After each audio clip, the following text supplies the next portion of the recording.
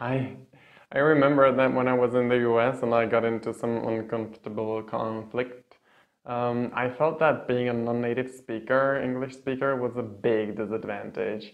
And I was partially focused on my English instead of being focused on the issue at hand. So it took some practice to learn how to stay calm and react with ease and not to be afraid to ask for clarification.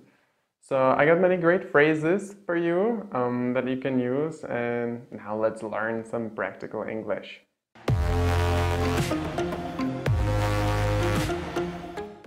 Depending on how agitated the other person is, you might have to calm them down. Like, let's try not to get personal, okay? Can we try to stay focused on the facts?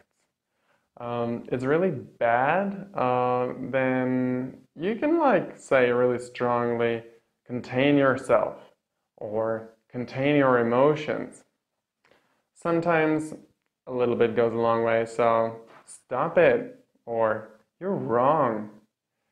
On the other hand, if you're the one who's mad, try to start diplomatically. So I'm a bit worried about, or I don't know if you're aware, but if you need to express your concerns directly, you're really not happy with, or the real issue here is, look, the point is to come to an agreement.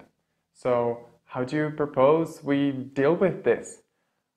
Interestingly, there is no will, yeah? Just say deal with this. Look, would it help if I and offer some solution? If you disagree, think again. And if you still disagree, you can say, I see what you mean, but... Or, I won't be able to do this or that. Or, I'm so sorry, but I'm afraid it isn't possible to do this. Or, this is a misunderstanding. What I meant was... And you can clarify what you meant. And maybe you did screw up, so apologize, okay? Say, you're right. I didn't mean to hurt your feelings.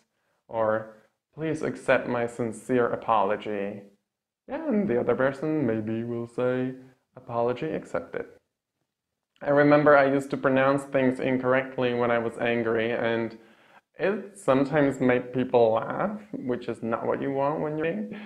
And like I stressed, for example, the verb instead of the preposition and phrasal verb. So like, shut up instead of shut up, you know. And to their ears, it just sounds really funny. And, you know, arguments generally suck. So always make sure you're putting effort into resolving the conflict in peace, okay? So, peace.